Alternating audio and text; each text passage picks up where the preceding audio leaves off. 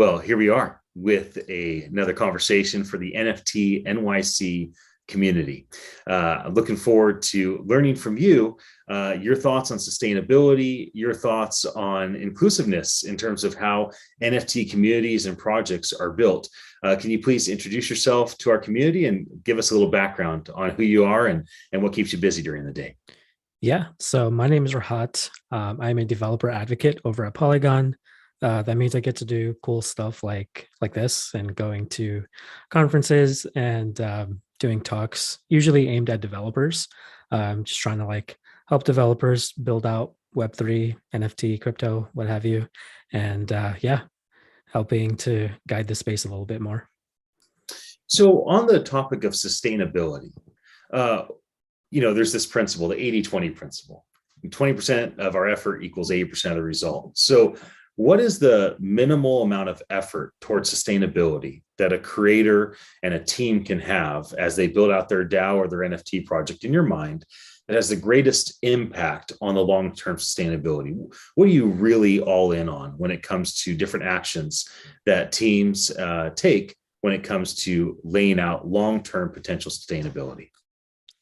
Yeah, I think in the long term, I see a lot of, the popular thing for a lot of NFT projects or just Web3 projects in general is to deploy on mainnet Ethereum, which is great.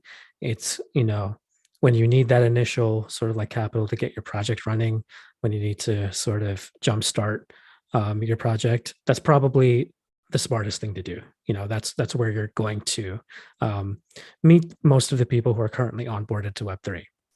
But when you kind of continue past that phase, when you're trying to build something that is going to last longer than a hype cycle or two, you have to start looking at your additional projects or things that you're building underneath that umbrella.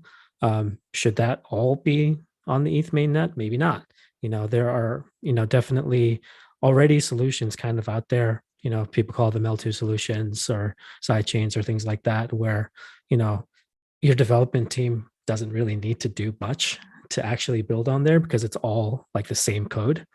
So just making that little decision of okay, we've gotten our initial capital, we've gotten what we need to get the project started. Long term, where can we build to actually do something where we're not harming the environment as much, we're minimizing that as much as we can, trying to look at what is our carbon footprint, what can we do to offset it.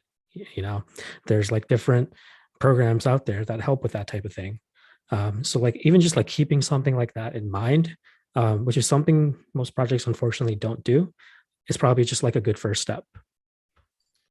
So you're a developer advocate for Polygon, and I got to meet with Ryan recently about his vision of what he's doing for the developer community at Polygon, which you're helping to manifest with him and the team. And also, as you mentioned, the carbon neutral approach, right? Polygon's made a commitment to be carbon neutral or carbon positive this year. So can you give me some insight? There's lots of L2 chains. There's lots of different great alternatives that care about developers and are looking for advocates like yourself. Why Polygon? Why'd you jump in and decide to help them? And what are your goals as a developer advocate for Polygon? Yeah, one of the stories that I like to share, last year, I was when I was first learning about the Web3 space, just kind of learning how to write my own smart contract and things like that. The very first smart contract that I tried to deploy on the Ethereum mainnet was this was, mind you, this was in the middle of 2 or 3 really big NFT drops that were happening at the same time. So gas was astronomical at that point. I didn't know what I was doing. So it was really poorly written and not optimized code. And I think that was $1,000 if I wanted to actually put it onto the mainnet. And I'm just this dude who's an indie developer. I don't have money like that. I'm just trying to experiment. I'm trying to learn about the space. I'm trying to understand what I can do in Web3, and I was just priced out, I can't do it. So when I was like looking at other solutions, and one of the reasons that I came to Polygon was just like not only, you know, are we doing stuff on like the sustainability side and, you know, the environmental side, but like just like the amount, the astronomically less amount of money it takes to like get in and deploy something on the Polygon mainnet is like one of the main reasons that I came into it. I remember like doing something similar, and it cost me like a fraction of a dollar to put a smart contract on Polygon mainnet. And like at the same time, you can still like leverage all of the same security that Ethereum gives you, bridge assets back and forth if you need. That costs gas, of course, but you know, unavoidable all the time. But like in there is, it's just like to get from point A, like having an idea to execution is just so much easier. Um, and I've heard the same thing from like other people. Like when I go to hackathons, when I start like mentoring developers who are just like building really cool ideas in the middle of them. I went to ETH Amsterdam a couple of weeks ago, and this guy from Brazil came up to me and he told me, like, you know, I have never been able to afford to put something on like a mainnet blockchain before. And now I kind of learned about Polygon. And rather than putting it on a test net, I decided just to go straight into production at the end of like the hackathon. And that, and like, it's reasons like that, that why I came here. And I know there's, you know, other solutions doing the same, but like, just like kind of firsthand seeing that while I was out, you know, at hackathons, talking to people is what really made me passionate about wanting to come to Polygon. You have all these different opportunities to perpetuate your beliefs and the team's beliefs. So you have like this environment, right? Like, hey, come on the NFT.NYC community YouTube page and meet everybody and let them know your insights. And so there's this medium. There's come to our event and come talk on a stage. And you just mentioned doing hackathons and kind of want, you know, smaller mentorship. What type of interaction have you found to be most fruitful in you becoming a developer advocate for this, you know, Polygon community? And what would you like to do more of? And how should people try and interact with you and reach out to you and kind of spark a conversation about having you advocate for what they are developing on Polygon? Yeah, I mean, maybe it doesn't scale, but I just love those one-on-one conversations. Like that guy coming up to me and telling me like the effect that it had on his development flow of just being actually able to like put something out there. Um, so, you know, if you see me, if you're at any of these events, like, and you have a story like this, that stuff fills me with joy. I love that. Um, but like, yeah, I mean, I just love talking to people and like figuring out ways that, you know, I can guide you on like architecting an app. Like also, I don't just talk to developers. You know, developers are not the only people building. You know, I can't always be heads down coding. I need someone to yell at me and tell me to market stuff sometimes, you know. And like, you know, however I can like make it easier for you to like work with developers, like I kind of see myself as a bridge between developers and like kind of other folks in the space as well. Of like, you know, I understand directly some of the problems that developers face, and I work very closely with like folks in marketing, product, etc. Um, so it's really like, you know, trying to figure out how we can work together and like building this kind of thing, you know. um, that's why I come to these events. That's why, you know, I'm trying to kind of reach out to people, both developers and non-developers, understand from them, learn from them, hear their stories. Yeah, I'm glad I asked that question. I want to ask about the proposed topic that you'll be speaking on is building more inclusive NFT collections.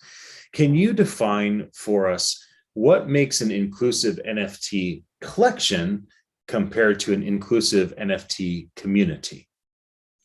Definitely. I mean, I feel like right now a lot of that, those two are not as mutually exclusive as we might want it to be. Majority of the time, if you want to join like a community that's, you know, built around a certain NFT drop, you're going to need to own that NFT. Like you probably won't have access to a lot of channels in their Discord or whatever thing that they're token gating, and you won't have access to like maybe certain networking events or anything like that, because you need to have that NFT, right? So because right now those are kind of like mixed together, um, what I kind of want to see more of is just like, we can't help it if an NFT starts pricing people out. That's both good and bad. Like it's good that your collection is doing amazing. That's awesome. But at the same time, like how do you get more folks who could be a good part of that community, who could be like contributing more, who are priced out? And some people have done small things that don't really scale, like giveaways or things like that. But one of the things that I'm going to be talking about specifically for this talk is like fractionalized NFTs, of like converting an NFT kind of to like almost an ERC20 token a little bit. And like that not only helps like the owner of the NFT get access to liquidity faster, but like now people, like multiple people, can like buy into that NFT and kind of like collectively own it, um, potentially reap some of the benefits from it, become part of these communities, without having to like buy this like 100 ETH, NFT or whatever. And that kind of like opens up these communities that, your collection can still do well, people can benefit from your collection, and you can have that community, just like just an additional step. So let's talk a bit about fractionalized NFTs and the difference between a 721 and 1155 tokens, and your perspective on what Polygon brings to the table. So for anybody that might be new, or let's just make sure we're talking about the same thing, right? It's supposed to be that an NFT is a one of one, and there's only one like it. And so the initial protocol is an ERC 721 token. It's only one. And then that kind of merged from like one of one scarce art to like one of 10,000, but they were all 721 tokens. It was kind of a fractionalized project, but every single thing was individual. And then it got to where we started creating 1155 tokens, and we'd have 10 or 10,000 NFTs against this one asset. And so what I've found is a lot of people think, well, if I'm doing a 721, one of one scarce NFT, that's got to be, Ethereum, maybe even better on chain. And then, but if I'm doing like one of 100 or one of 1,000 and it's fractionalized, well, then I'm gonna go Polygon because the gas fees are lower, it's more affordable. So do you think there's a standard by which the industry should adopt to, where it's like, if it's a ERC 721, one of one, yeah, go Ethereum. But if it's in a 1155, one of 100, one of 10,000, go L2? Because should there be, in your mind, a standard people adopt, or is it always just dependent on the project? And give us some insights on levers by which people would say, well, if this is going on, then this is probably the right, instrument by which we use for our project. Yeah, I think it largely depends on the project. Like I would say, like if you have like a traditional kind of like 721 NFT project, where like the NFT itself maybe doesn't give you a lot of like online utility or anything like that. It's more if it's more for like a networking type thing, get you access to like community stuff. Then yeah, I could just see that, you put that out on, Ethereum, do the regular thing there. But if you're doing something where, everyone talks about utility now, but like if you want like, I think real utility and real like on-chain actions that kind of like happen, if there's a lot of that going on in whatever you're building, like if you're building a game, if you're building some type of staking, I don't know, mechanism or something like that, you got to look at the user experience. The user experience is going to be far greater if you do it on something like Polygon. Far less gas fees, everything's, much quicker, faster. And so that I think, you got to look at the branching, I guess, realities of like what your NFT does, community, probably great. Have it on Ethereum mainnet. If you want more utility, you got to build on something that can really power that utility. So let's say there's a team and they're ready to execute on a project, and they're not married to this, but they're engaged to either just create 1155 Polygon tokens on OpenSea, or using Manifold through LooksRare, or they've written their own smart contract, but now after what happened with Micah and his team, they're real nervous. Like, maybe we shouldn't put this forward, right? So, but they have an idea, right? We're going to use the WYSIWYG on OpenSea, or we're going to use this on LooksRare. We're going to write our own contract, and they're about to execute, but they watch our conversation, and you say to them, have you thought about? Yeah, I think really the biggest thing to remember, like when you're, if you're wanting to do, if you've already been building on Ethereum, if you've already, you're ready to deploy, you're ready to like get out there, it's like one line of configuration to go somewhere else, um, most, L2 chains, everything is like EVM compatible, meaning like everything in the Ethereum world, all of the dev tooling, all of the code you've written, it just works on like a different, network. So if you were like looking specific at Polygon, like it would really just be like configuring one line of code to say like, I don't want to deploy there, I want to deploy here, So at the end of the day, the actual development, the work that the engineers have to do doesn't change like at all. All of the tooling remains the same. And I feel like that's like the beautiful part of it, because like it's not any extra work that you have to do to decide to like deploy elsewhere. So, one line of configuration, you go in and you're done. That decision could be made very quickly, and without like any extra few weeks of sprint work or anything like that. Maybe you want to just like double check like how are things going on whatever blockchain or network you're going over to, but like other than that, the actual code does not need to change. So as we wrap our conversation, and thanks for answering my shotgun of questions so far, but as we wrap our conversation, let's take a turn and talk about you as a creator. You used to be a hip hop artist, coming back into this space with all these different musicians and artists and the buzz of what could be. You even started playing around with creating music again and applying some of these different ideas. And so what has this industry done to foster a new desire for creativity? Like, how has this created a new desire? Like, how's it been a magnet for like, well, I'm going to create more stuff?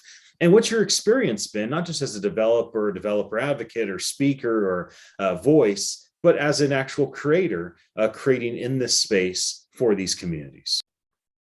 Yeah, I mean, like the reason that I stopped, creating or, dabbling in like the hip hop space and everything like that was because I needed a sustainable income. I needed to pay the bills. There, as an independent artist, I could, I was able to put some stuff out. I had some stuff on like your, traditional Web2 platforms, I guess. And I was like 80% of that money was just money I would never see in my bank account, And what I really enjoy about this space, and like what was one of the reasons that it like attracted me, was just like seeing artists being able to like create these collections, create these like NFT collections, and actually make a real sustainable income and keep doing the things they love.